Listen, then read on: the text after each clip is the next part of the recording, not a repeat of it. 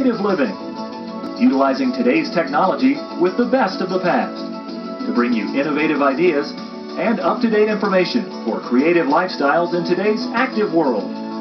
With your host, Sheryl Borden.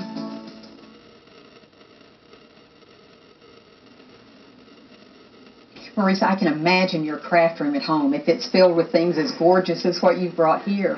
Do you just do all kinds of crafts? All kinds of crafts. I mainly focus on recycled and kitschy things that are fun and colorful, but practical. And they call it upcycling now, don't they, rather than recycling? Yeah, recycling is what they do in the industrial recycling of things. Upcycling is when you take something and you make it even better. Oh, well, you've certainly done this.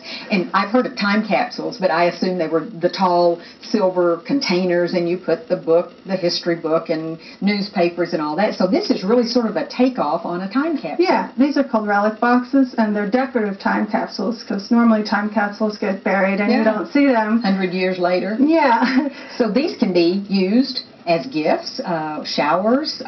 Let's just start. You kind of got the idea after you had your son. I had my son, and he liked Gerber baby food or baby food, just anything that I didn't make myself. All those jars. So I ended up with a lot of those jars and was wanting to think of a way to recycle them, and I thought it'd be cute to make a baby food jar into a baby memento holder, so a little decorative time capsule. This is just darling. It's got the ultrasound picture on inside it. What a nice place to keep it so that it doesn't get lost. Yeah, you have lots of mementos, and then you need a place to put them, and some things are too big to fit in a scrapbook or awkward. Or you don't ever get around to doing the scrapbook. And this way you can leave it out and people can look at it and organize. A pacifier. Oh, this is cute. Baby's first haircut. Yeah. So all kinds of things could go in the baby one. Yeah, and they're great for baby showers. It would be. Travel. Everybody loves to travel, but what do you do with some of that stuff that you pick up? Yeah, usually it ends up just being clutter in your house, and you don't really pick it up and look at it, but with the travel relic boxes, you can display your mementos. And all the little trinkets and things, do you find these in craft stores or leftover craft projects, I guess, in your case? I find them all over the place in stores. When things break, I save the parts. I just find things in between the couch cushions, That's little cute. things that you find here and there. So it's more recycling, too. Okay, and then I think this wedding is so pretty. I want to move this so that we can really see these. The bride and the groom, the champagne bottle.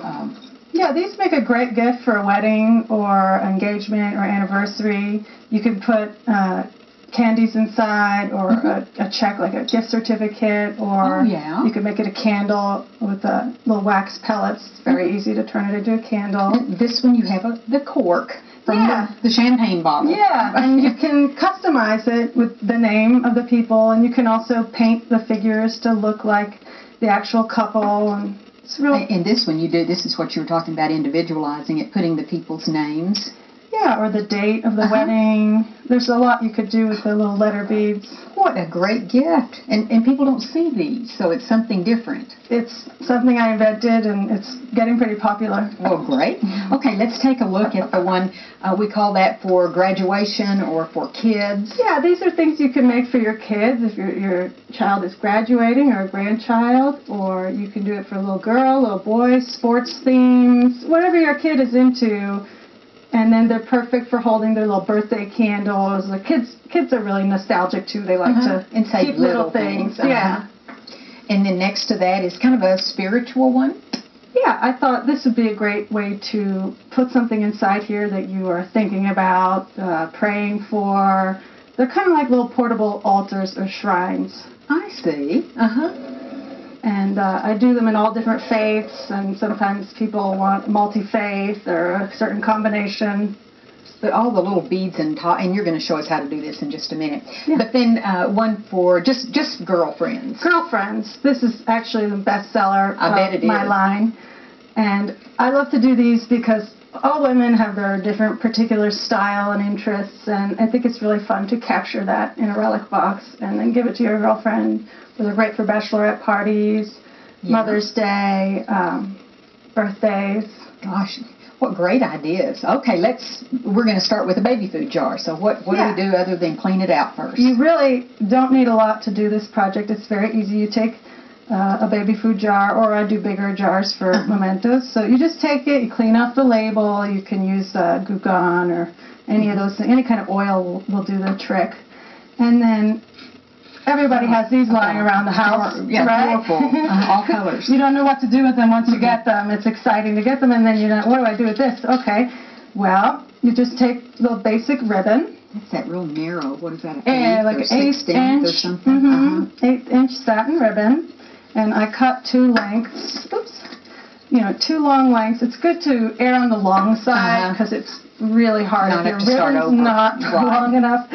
So you'll just tie the ribbon around the jar once, and then tie the ribbon to the Mardi Gras beads and trim them, and you're left with this.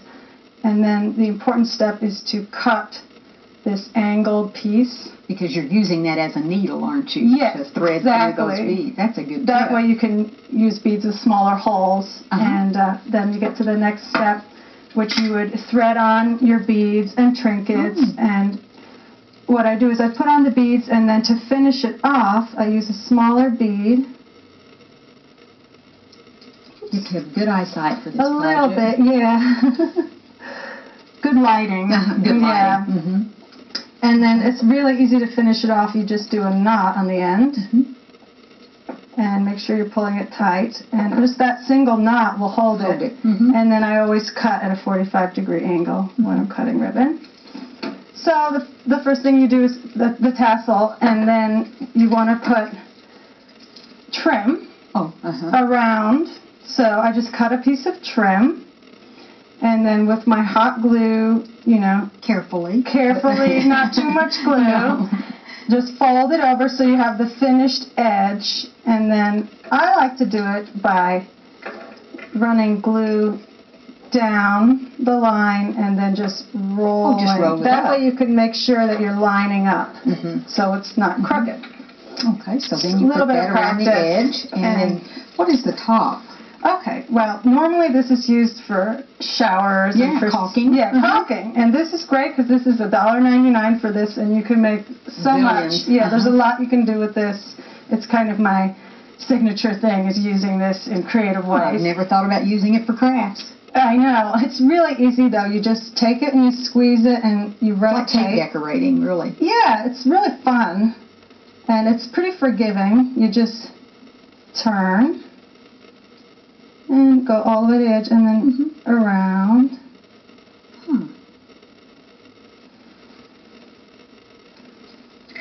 Then you just arrange your pieces.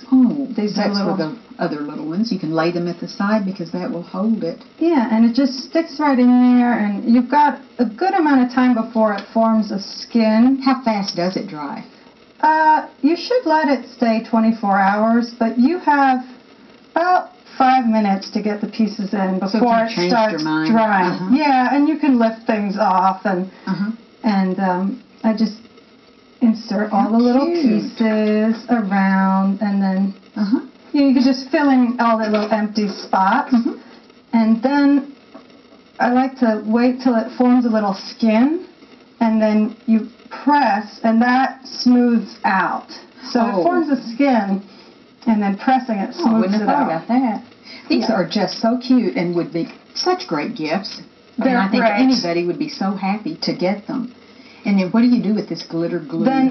Well, I as you can see, I like a lot of color. White's something I usually don't go near unless it's bridal and it's needed.